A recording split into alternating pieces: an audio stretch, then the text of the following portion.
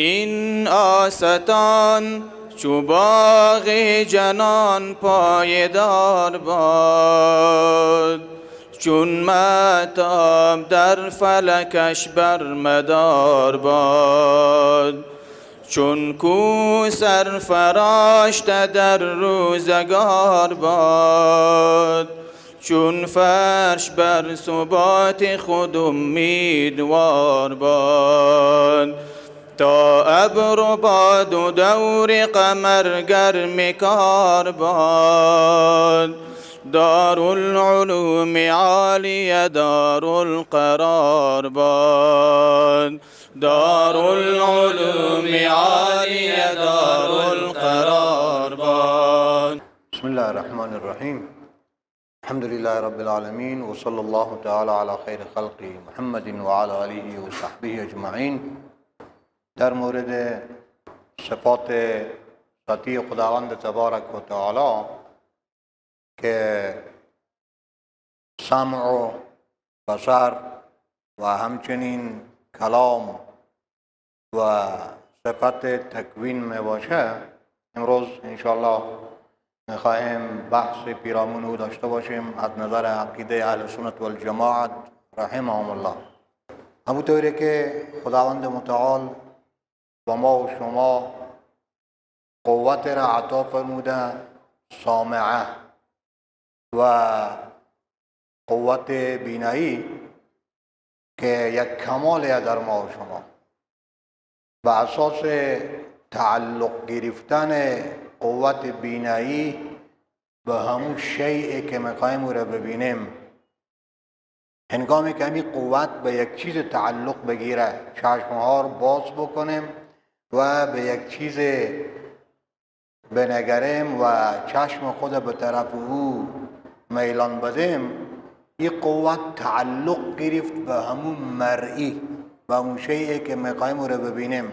پس دیدن به وجود میاد، چون که این قوت در پشت سر وجود نداره و نمیتونه که با پشت سر تعلق بگیره، نمیتونه با اون چیزی که خیلی دور میباشه تعلق بگیره، نمیتونه با اون چیزی که خیلی نزدیک میباشه مثل موجه چشم، پلک ها. پس بی اساس بینایی وقتی که به یک چیز تعلق نگرفت، دیدن هم موجود نمیشه. با اون چیزی که تعلق بگیره دیدن موجود میشه. شنوایی هم به ترتیب. قوتیه که خداوند تبارک و تعالی در ما و شما نهاده که هرگاهی که با یک آواز تعلق بگیره، آواز نزدیک باشه و قوت شنوایی ما و شما در او کدام مانع موجود نشده باشه، بندش ما بند نکرده باشیم به وسیله خود دستها و انگشتهای خود یا سمعه که چیزی که مانع از برای وصول صدا می باشه نگذاشته باشیم، میبینیم که همین قوت تعلق گرفت به همراه آواز به اساس آلات و دیگه که اجهزه که خداوند تبارک و تعالی در گوش ما و شما نهاده، میبینیم که آواز میشنویم، آواز شنیده میشه. پس یکی قوتیه که خداوند در ما نهاده، شنوایی و بینایی، دیگری تعلق گرفتن این قوته و دیگری همون چیزی که به او تعلق میگیره و این میباشه صفت کمال در ما و شما. کسی که نابینا باشه خب معیوب گفته میشه، کسی که ناشنوا باشه معیوب گفته میشه. وقتی که در ما این صفت کامل وجود داره، پس چگونه میتونه که خداوند تبارک و تعالی دارای صفت سمع و صفت بینایی نباشه؟ حالان که خداوند تبارک و تعالی در قرآن عظیم الشان بیان می‌فرماید که قد سمع الله قول التي تجادلك في زوجها و تشتكي الى الله. خداوند شنید، والله بكل شيء علیم والله سمیع بصیر. خداوند تبارک و تعالی سمیع می باشه، بصیر می باشه. والله بما تعملون بصیر. خداوند تبارک و تعالی کارهایی که شما انجام میدید او کارهای شما را میبینه. یعنی در آیات کثیره از قرآن عظیم الشان میبینیم که صفت سمع و صفت بصر و خداوند تبارک و تعالی ثابته، ولیکن یکی نفسی صفت که او قدیمه در ازل از برای خداوند تبارک و تعالی ثابت، ای که ما نبودیم پس تعلق نگرفته خود بصر خداوند تبارک و تعالی به اشیاء، ای که آوازها نبوده، زیرا آوازها که فرع وجود اشیاء دیگه، آوازها نبوده تعلق نگرفته، ای که قصور در صفت سمع و بصر خداوند تبارک و تعالی نیه، متعلق موجود نبوده. او چیزی که قرار به او تعلق بگیره سمع و بصر او موجود نبوده. پس صفت خداوند تبارک و تعالی در ازل سمع و بصر به او موجود و هنگامی که مرئی موجود باشه، او چیزی که لا دیده میشه او موجود باشه، هنگامی که او چیزی که شنیده میشه او موجود باشه، آواز، به او هنگام همین صفت تعلق میگیره به او.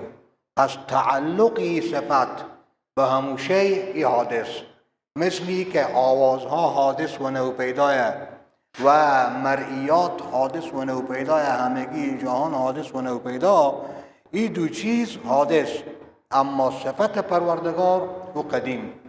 هرچی که در ما و شما صفت ما و شما حادثه.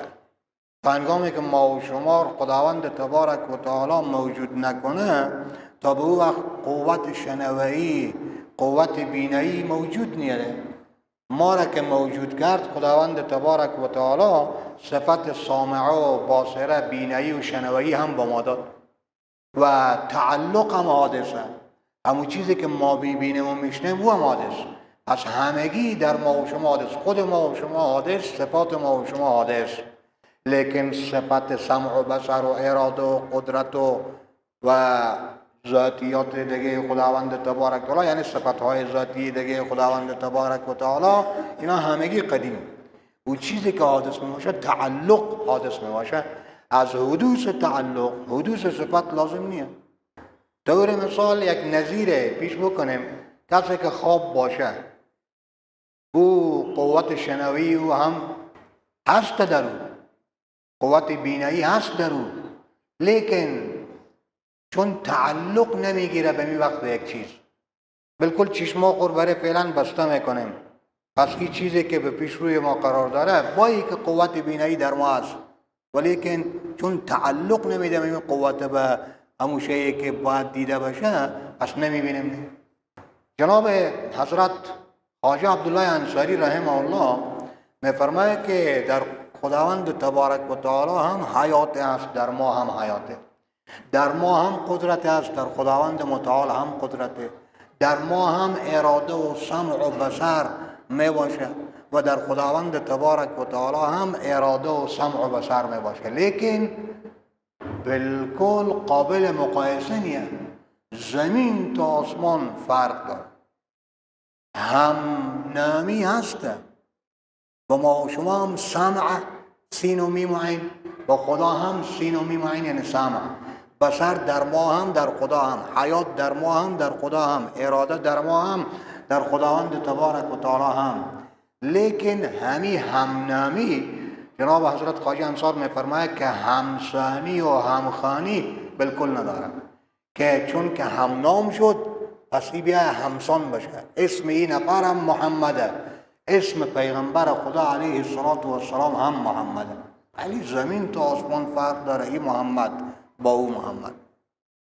پس همنام بودن این دلالت همسانی نمیکنه که همسان باشه، مساوی باشه. کسی که از همنام بودن میفرماید میره به همسان بودن و همخوان بودن، که پس همخوانی داره، معاذالله همسانی داره.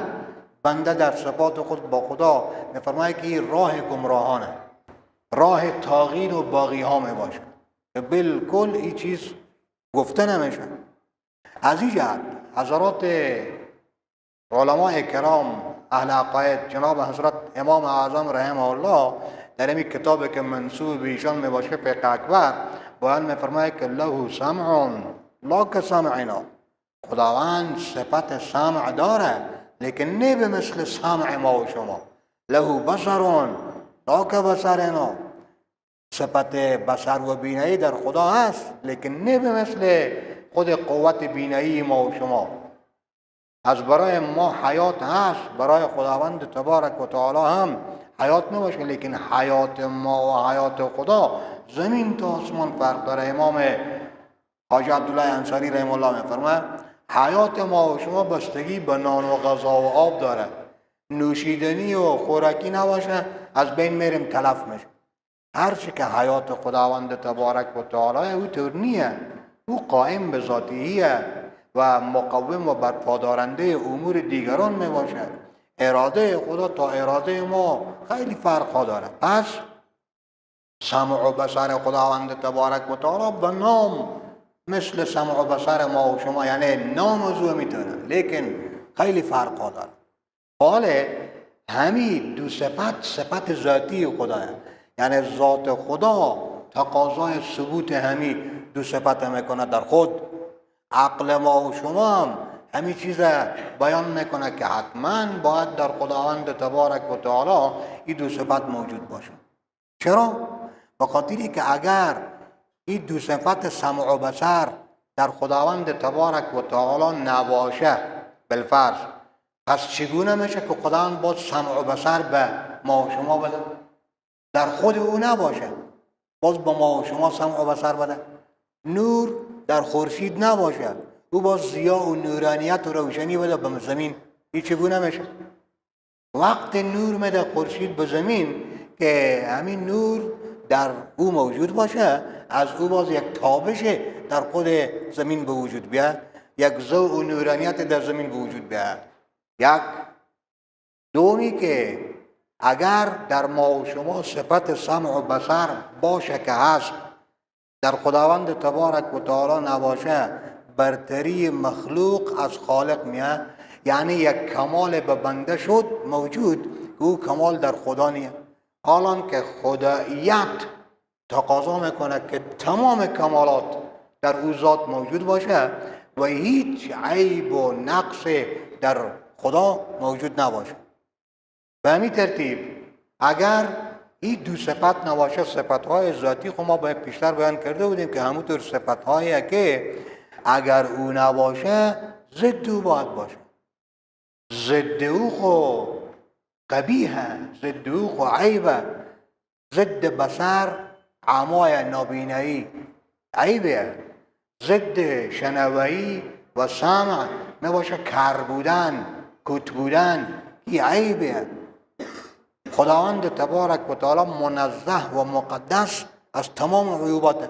این هم خوشتر نمیتونه که نه بصر باشه نه عما، نه بینایی باشه نه نابینایی، نه شنوایی باشه نه کری. این خوشتر نمیتونه.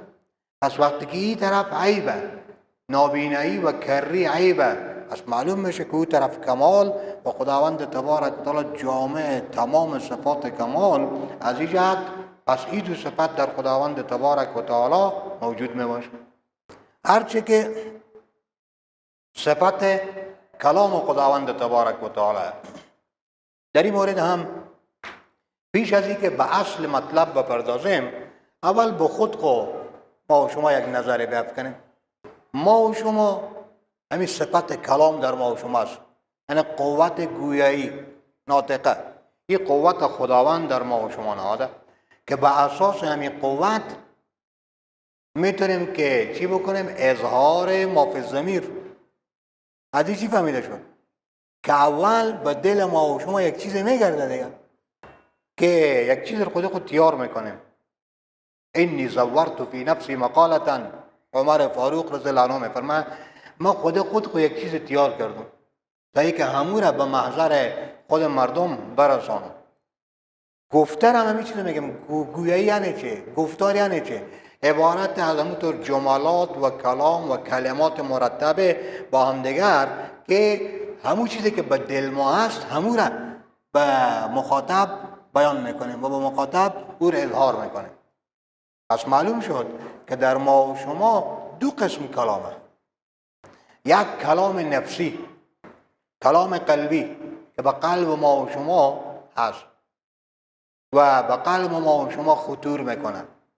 انما الکلام لفی الفؤاد، اصلا سخن او به قلبه. و انما جعل اللسان علی الفؤاد دلیلا، همین زبان معبر قلبه، تعبیر میکنه از قلب. پس در ما و شما دو صفت کلام نفسی که به قلب ما و شما، کلام لفظی تعبیری و خود الفاظی. ولیکن همین هر دو صفت ما و شما، خواه کلام نفسانی ما و شما باشه نفسی، خواه کلام لفظی ما و شما، یکی به قلب قائمه، یکی به زبان قائم میشه و تعبیر میشه و انداخته میشه و بیرون رانده میشه از زبان. این هر دو حادثه، چون ما و شما حادثیم نه، ما و شما نو پیداییم. پس قلب ما، او چیزی که در قلب ما میگذره، او چیزی که باز تعبیر میشه از خود همو ضمیر به وسیله زبان، همگی شد حادث، همگی شد نو پیدا. چون که حدیث بخاری شریف هم هست که خداوند تبارک و تعالی انسان را علی صورتی پیدا کرده، یعنی کمالات به انسان داده که نظیر کمالات خداوندیه. یعنی انسان که به خود نظر بکنه، قدرت عظیم خداوند تبارک و تعالی، سمع خدا را میدانه، بصر خدا را میدانه، اراده خدا را میدانه، قدرت خدا را میدانه. چون در خود قصه میکنه من قادر هستم، صاحب اراده هستم، صاحب سمع هستم، صاحب بصر هستم. پس بی‌نهایت و بدون کم و کیف در خداوند تبارک و تعالی یک صفت به نام سمع و بصر و اراده و فلان موجود می باشه. پس لحاظا در خداوند تبارک و تعالی صفت کلام هست. کلام صفت قدیم خداوند تبارک و تعالی، مثل سمع و بصر یک صفت از برای خدا. و همین صفت کلام ضد گنگی می باشه. قوت ناطقه که ما و شما میگیم داریم قوت گویایی، این نفر قوت گویایی داره، اون نفر قوت گویایی یعنی از اول نداره، یعنی گنگه. خداوند او گنگ آفریده، یک عیب ده. گنگی و ناتوانی تکلم او در خداوند تبارک و تعالی موجود نمیشه. پس چون این صفت ضد و گنگی ضد او می باشه، عیب خداوند تبارک و تعالی از عیوب مبرا و مقدس و منزه، پس این صفت گویایی در خداوند تبارک و تعالی است. کلام در خداوند هست، صفت قدیم خدا. ولیکن یک چیز بگیم که همین صفات ذاتی خداوند تبارک و تعالی از والله خالق کل شیء از این مستثناه. بیشتر هم شاید بیان کرده باشه که خداوند تبارک و تعالی میفرماید که الله خلق کل شیء، الله خالق کل شیء، خداوند خالق هر چیز می باشه. حال هر چیز از او مستثنای ذات خدا، مستثنای صفتهای خداوند تبارک و تعالی. یعنی استغراق درست به سر جا خورد، لیکن استثناءات عقلی داره که عقل میگه که هیچ چیز از این بیرون، هیچ چیز از این بیرون، هیچ چیز از این بیرون. و او باز چیزی که مستثنا به استثناء عقلی میشه، او منافات به همراه عمومیت همون چیز نداره. عام هست، عمومیت عرفی عام هست، به عمومیت که او به تحت اراده خداوند تبارک و تعالی باشه دیگه. اینطوریه که خود خدا هم به تحت شی باشه، اراده و صفتهای ذاتی خداوند تبارک و تعالی هم به تحت این چیز باشه. تا ای که وقتی که خداوند تبارک و تعالی خالق هر چیز باشه و از جمله او چیزها صفت کلام هم باشه، پس کلام خداوند هم حادث باشه. نه، کلام خدا، صفتهای خدا، صفتهای ذاتی خدا از حدوث و از مخلوقیت او مبرا و منزه و دوره. هر کسی که نسبت به خداوند تبارک و تعالی حدوث قائل باشه، نسبت به صفات ذاتی خداوند تبارک و تعالی حدوث قائل باشه که پیشتر نبود، صفت سمع و بصر و اراده و حیات و دگه و کلام آل موجود شده، این کافر میشه. کفر این چیز. از ذات خدا و صفات او همگی قدیمه، لا اول له ولا آخر له. از برای او اول هم نمی باشه، از برای او آخر هم نمی باشه. و با این وجود همین صفت کلام دو قسم کلام، مطلق کلام الله قدیم، خلاص مطلق کلام الله، حالی تقسیم که میکنیم به خاطری که یکی قرآن عظیم الشان، تورات، انجیل، صحیفه هایی که بر حضرات انبیاء علیهم السلام فرو فرستاده خداوند تبارک و تعالی، او ما میبینیم به الفاظ و یک کلام نفسی پروردگار. ما ای تو میگیم که کلام خداوند تبارک و تعالی بر دو قسم، یکی کلام نفسی خدا، کلام نفسی خدا یعنی کلام خود ذاتی خدا که به ذات خداوند تبارک و تعالی قائم، هر صفت هر کس به ذات او قائمه دیگه، صفت های ما و شما به ذات ما و شما قائمه. وقتی که میگیم صفت کلام، صفت ذات، صفت خداوند یعنی به ذات خداوند قائمه دیگه.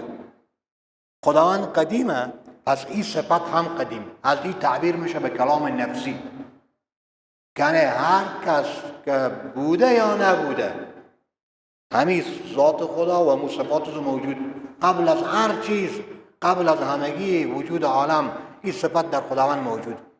نظیر او صفت گویایی در ما و شما است. این که خواب باشی میتونیه که این قوت ناطقه و گویایی از ما دور شده باشه، نه هست، لیکن تعلق نگرفته با کس، بالکل سکوتیم، چیزی نمیگیم.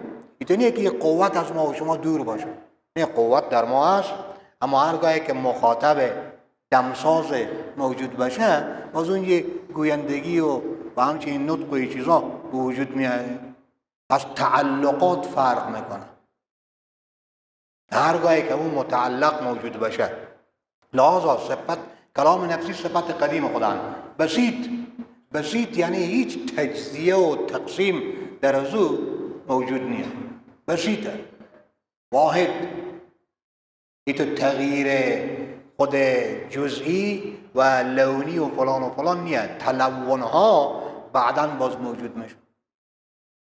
این صفت قدیم خدا، کلام نفسی. معتزلی ها از همین کلام نفسی اعراض میکنن، میگن خداوند صاحب کلام نفسی که قائم به ذات او باشه نیه. کلام نفسی داره لیکن قائم به جبرئیل امینه. کلام نفسی داره، یکی دیگه باز میگه که قائم به خود لوح محفوظه.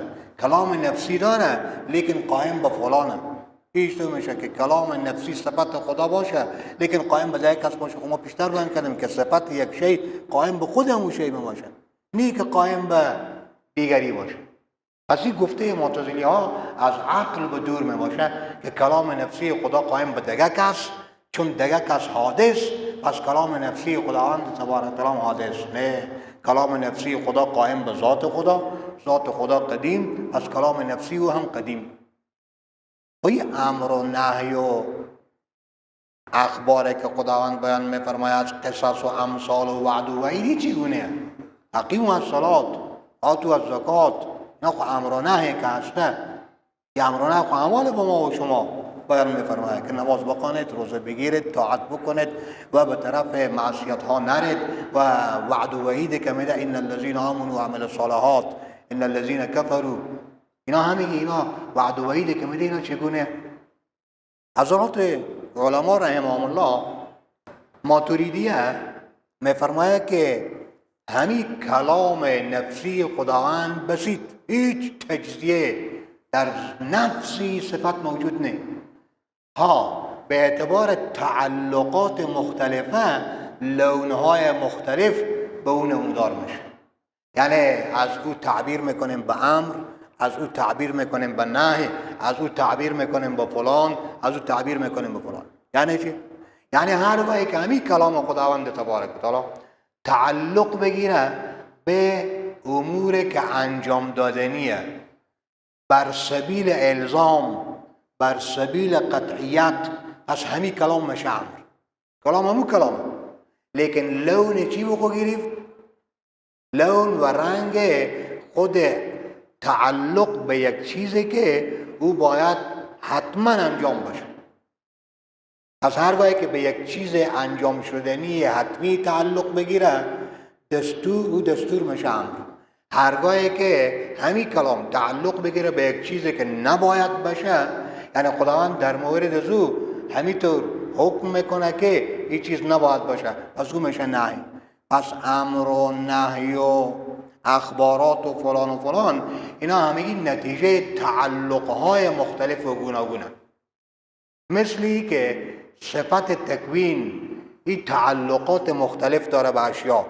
به یک تعلق میشه ترزیق، به یک تعلق میشه خود احیا، به یک تعلق میشه اماته، به یک تعلق میشه هدایت، به یک تعلق میشه اضلال و گمراه کردن. اینجا هم همینطور صفت کلام خداوند تبارک و تعالی قدیم و بسیط، لیکن تعلقات مختلفی که به اشیا میگیره همون تعلق یک رنگ به او میده. به این اعتبار تعلق گرفته به این چیز، به این اعتبار تعلق گرفته به این چیز، به این اعتبار تعلق گرفته به این چیز. پس همین تعلقاتی که مختلف شده گفته میشه این کلام خدا امره، کلام خدا نهیه، کلام خدا ظاهرا استفهامه، کلام خدا ظاهرا که از تمنیه، کلام خدا که از ظاهرا این اخبار و این چیزا می باشه. پس تعلقات سبب از برای تغییر اسم در کلام خداوند تبارک و تعالی میشه که این کلام امر باشه، این کلام نهی باشه، این کلام فلان باشه. این چیزی که حضرات ماتوریدیه رحمهم الله به او قائلن. بعضی دیگه از علما میفرمایند که نه، کلام قانون کلام، لیکن تقسیمات که میشه او در مابعد میشه. بعد از اینکه ما و شما موجود شدیم امر خدا میاد، نهی خدا میاد، اخبارات خدا میاد، قصص و امثال و مواعظ و این چیزا میاد. ایره تقریبا بعضی از حضرات اشعریین رحمهم الله به او قائل میباشه. هرچی که صفت کلام لفظی خدا، کلام لفظی خدا، می قرآن، همی کتاب هایی که فرو فرستاده و صحیفه هایی که هسته، این کلام لفظی خدا. ما شما خود پیشتر گفتیم که کلام خدا صفت ذاتی خدا، صفت ذاتی خدا همانند خدا قدیم. آیا این کلام ها نمیتونیم بگیم حادث؟ ظاهرا خو الفاظ دیگه میخونیم مینویسیم، پس نوشته میشه و خوانده میشه. آیا این حادث نمی باشه؟ در این مورد باید که یک چیز بگم. بکنیم یکی آینه، یکی ظرفه، فرق میکنه با هم دیگر. همین داخل آینه که شما نظر بکنید صورت خود را، اینطور نیه که این صورت شما حلول کرده باشه، داخل شده باشه در آینه. آینه فقط تجلیگاه کیه؟ صورت شما، تجلیگاه تصاویر، بدون از این که این تصویرها در آینه حلول کرده باشه. آینه هست، صورت نیه. صورت هست لیکن آینه اینیه که چکار باشه؟ در او نمودار باشه. پس حلول نیه. ایتا که بالکل مثل آب که در خود گیاه داخل میشه، اینطور نیه. صورت با آینه، آینه تجلیگاه صورت. یکی ظرفه، همین ظرف که داریم، جک، گلاس، دگه که داریم. ظرف نسبت به مظروف محله. او چیزی که در ظرف قرار میگیره او حال گفته میشه، حلول. مظروف در ظرف حلول میکنه. به این خاطر ما و شما میبینیم که اگر آب بگذاریم داخل یک ظرفه، حال ظرف بعد ظروف هست به شکل نصف سیبه، نه؟ همین آب که داخل یخچال بگذاری داخل همین ظرف، او که باز بعد از اینکه یخ میزنه بیرون میکنی مثل نصف سیب میشه. این ظرف شکل گلابی به خود داره، امرو و ناکه به خود داره. داخل از او که آب بندازیم همو به مو قالب و به مو طریق همین یک هم که از بیرون میشه. چرا؟ به خاطری که می آب حلول کرده. حالا به حلول از او کار ندارم، حلول طریانیه، لیکن همین حلول کرد. پس ظرف نسبت به مظروف این محله و مظروف حال در ازو. بی خاطر مظروف در ظرف خود هم تمام شکل و خواص و هیئت ظرف خود میگیره، چون حلول کرده. از تمام خصوصیات ظرف در ازو هست. ظرف اگر سرخ باشه، جک های سرخ باشه، آب که بریزیم آب رنگ سرخ معلوم میشه. ظرف اگر سبز باشه، آب که بریزیم رنگ سبز معلوم میشه. یعنی صفت همون ظرف، حالات همون ظرف، شکل همون ظرف در مظروف موجود میشه. ظرف که حادث شد، مظروف هم گیه. حادث. اما آینه اینطور نیه که آینه حادث باشه، او چیزی که در او نمودار میشه او هم کی باشه؟ حادث باشه. اینطور نیه. چرا؟ بخاطری که در خود آینه همون صورت داخل نیه، حلول نکرده مثل حلول آب در خود همون ظرف، نه بلکه فقط تجلیگاه تنها. لحاظا لفظی بالقرآن حادث، تلفظ ما، آواز ما، حروف ما، نوشتن ما نسبت به کلام الله این حادث می باشه. اینطور نیه که کلام الله حادث باشه. الفاظ ما، آواز ما، کلمات ما این آینه از برای کی؟ از برای خود تجلی کلام خداوند تبارک و تعالی. کلام خدا القرآن کلام الله غیر مخلوق. قرآن عظیم و شان کلام الله. نسبت به می قرآن عظیم و شان ما نمیگیم که یکیه، این مخلوقه، این حادثه. او چیزی که حادثه می نوشته مانه، او چیزی که حادثه همون آواز مانه، قاری که میخونه آواز او حادثه. او چیزی که حادثه تلفظ ما و شما، الف لام میم ذالک الکتاب، او حادث می باشه. از خیلی فرق شد. متوجه باشید که خود آواز ما، الفاظ ما، حروف ما این تجلیگاه خود ظهور کلام الله. ها از بس که این تو تلبس داره میگه می کلام الله، احترام میکنیم، بوس میکنیم، کسی پا بگذاره به روی وضو خدای نکرده و معاذ الله با عمدن و قصدن به جهت توهین کافر میشه. چرا؟ بخاطری که همین احترام به تجلیگاه هم و خیلی لازم میباشه دیگه. و اون چیزی که مظهر تجلی میباشه به او احترام باید بشه دیگه. پس چون که همین حروف و همین الفاظ تجلیگاه کلام الله، پس این حکم کلام الله را داره در احترام، در فلان، در ایمان به او. زیرا اگر تا همین الفاظ نباشه، تا همین کلمات نباشه، ما کی میتونیم که کلام الله رو بفهمیم؟ از تجلیگاه داره، این در از او تجلی کرده.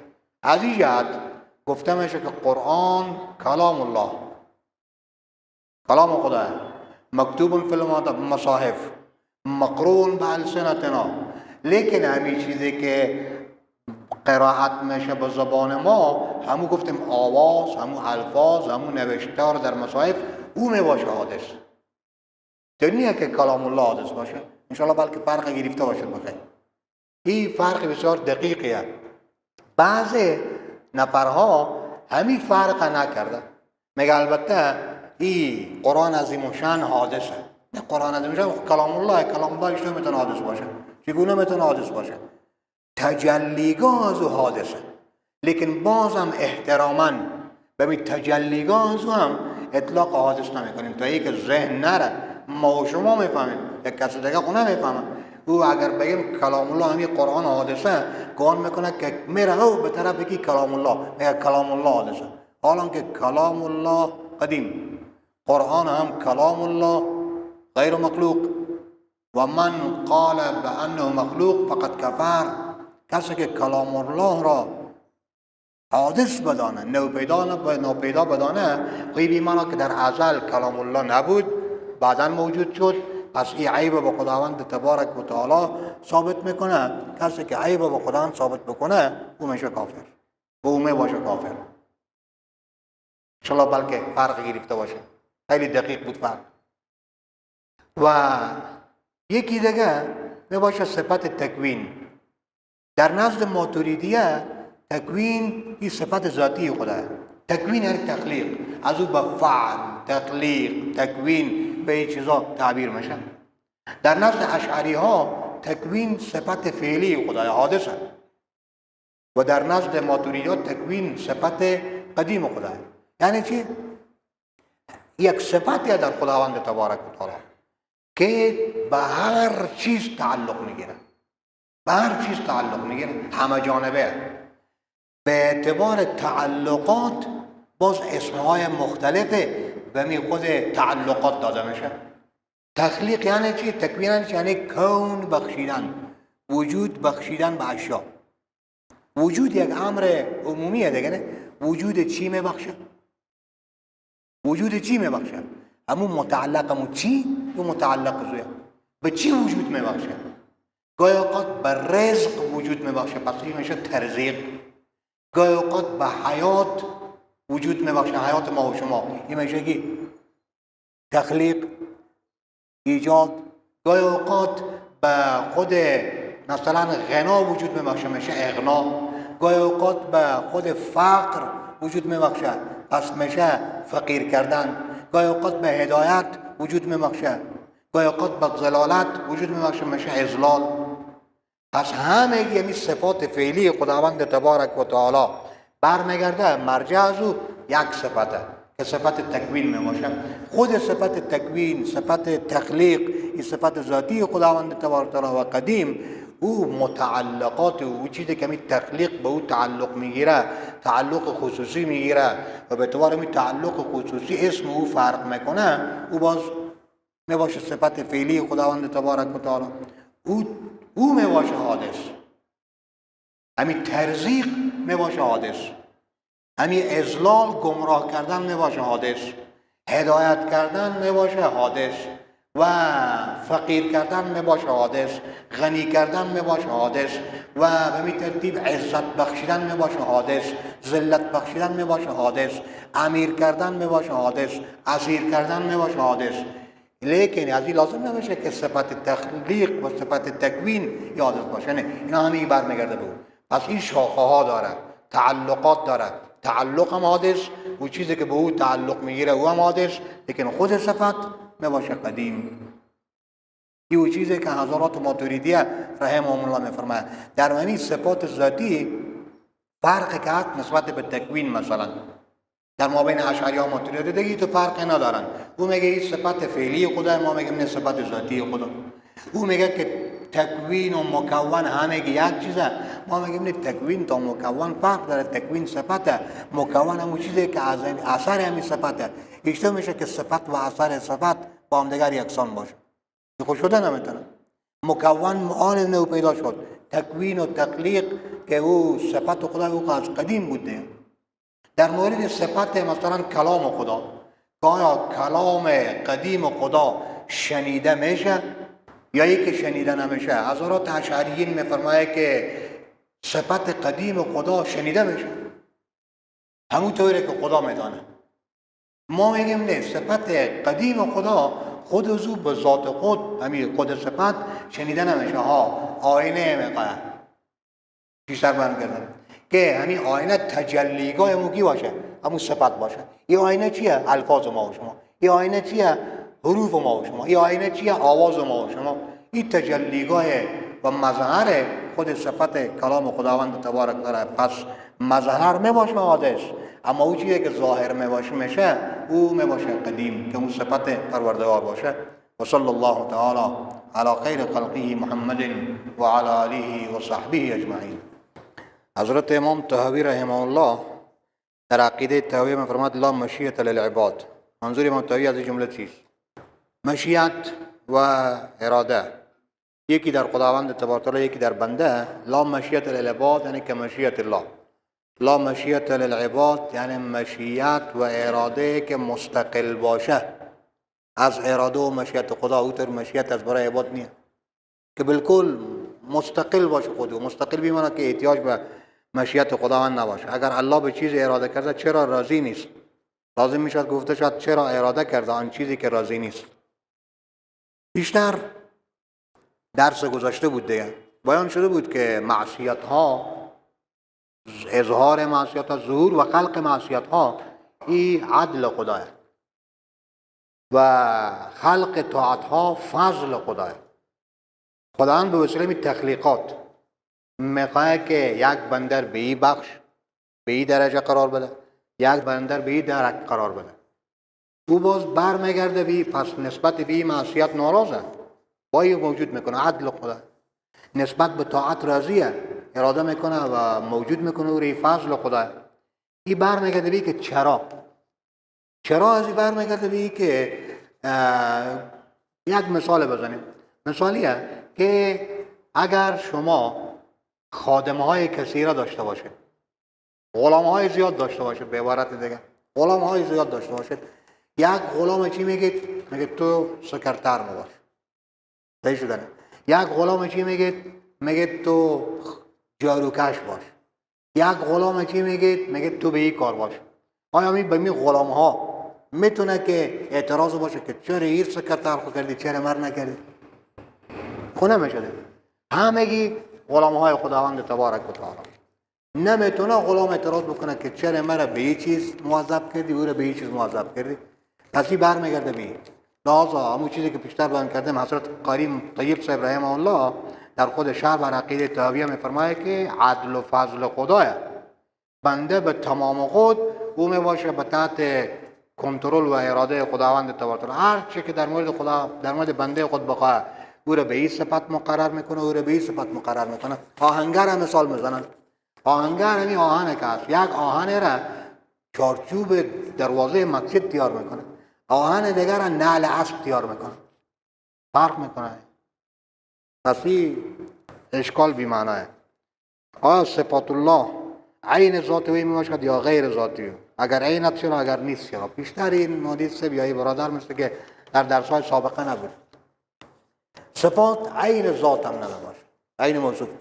غیر از ذات به معنای جدا از ذات هم، یعنی لازم لا ینفک.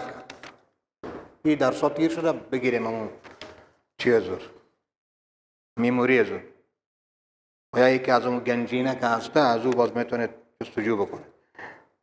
خلق معصیت مشکل ندارد، مشکل در کسب معصیت است که باعث مجازات می شود. پس کسی که بانک را تأسیس می کند زمینه سود را برای مهیا می سازد باعث سودخواری افراد می شود، گناهی بر او نیست. اوی برادر اصلا معنی خلق نفهمید. ای بانک هم کسب شده. صحیح شدن. بانک هم کسب. پس مؤسس بانک هم گناه کنه. خلق نیه. خلق همینه که بلا آله باشه، از قدرت قدیم باشه و دعا لغیر الله.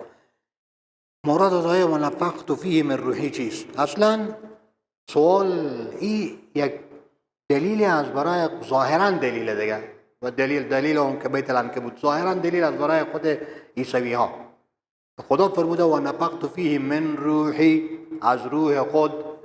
پس حضرت عیسی این روح خدا بیمانه که جزء خدا. از یه میتونه دلیل میگیرن.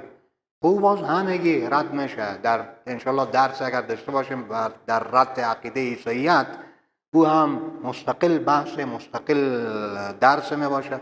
شاید باز کمتر باشه از این درس ما و شما با 15-20 جلسه خلاص باشه او درس. او دلیل عیسی های ما میگیم اضافت در اینجا اضافت تشریفیه. اضافت تشریفی مثل بیت الله. ویتونیه که خدا خانه داشته باشه، خدا نیاز داشته باشه به خانه.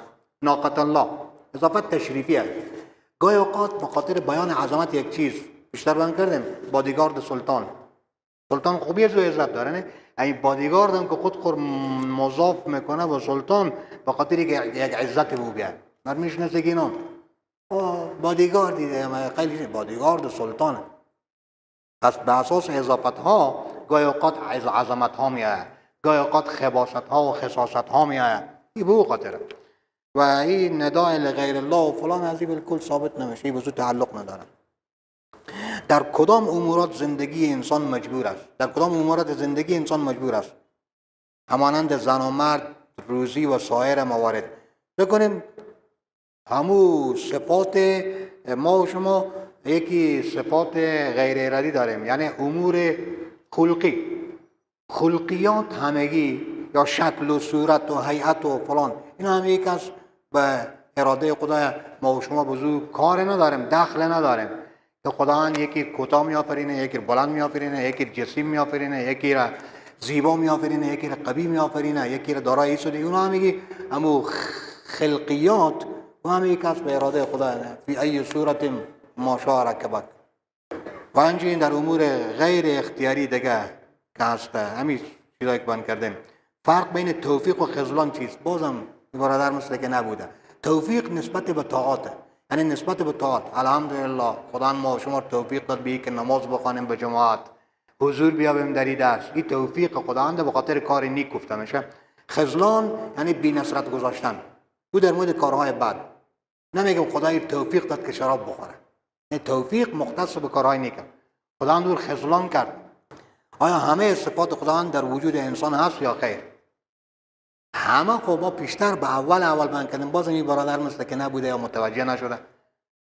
خدا هر صفت هر کس به اعتبار ذات اون کس. ما و شما ماهاتیم، از صفات ما و شما ماهات، ما و شما منتها داریم، محدود میباشیم به یک حد، پس صفات ما و شما محدود به حد، خداوند غیر محدود به حد.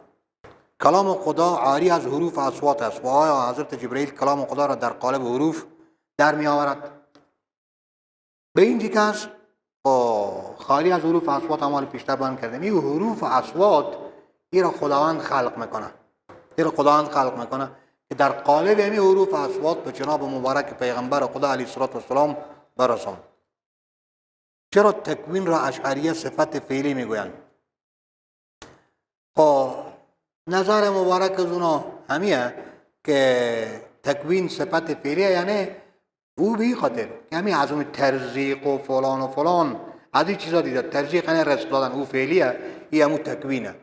فلان فعلیه، او تکوینه. همه برمیگردانن یعنی تکوین خود او به اعتبار شعبات میگه، چون شعبات از او میباشگی خود فعلی، پس هم که از فعلی ما میگیم نه، او مرجع صفات فعلیه.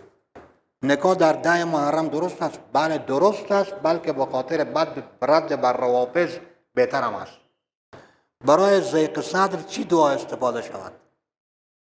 برای ضیق صدر دیگه او باید پیش مولانا صبر فتحالله برده، چون ما به یعنی بحث دعا و تعویض مهارت ندارم. تخلیق و ترزیق امام صاحب میفرماید در فقه بعد که از صفات فعلی می باشد. بیازمان گفتیم دیگه.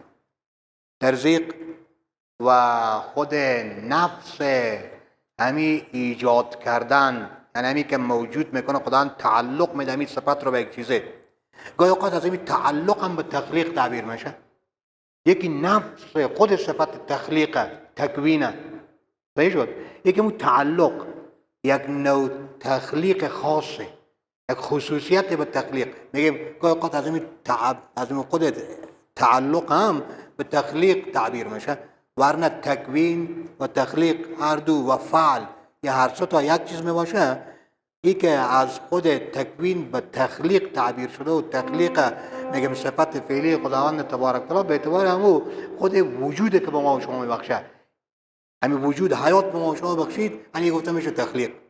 ما و شما موجود کردی گفته میشه تخلیق، ولی یک نوع خاصی از خود تکوین میباشه. آیا الله متعال با حضرت موسی به شکل چی نوشته کنه؟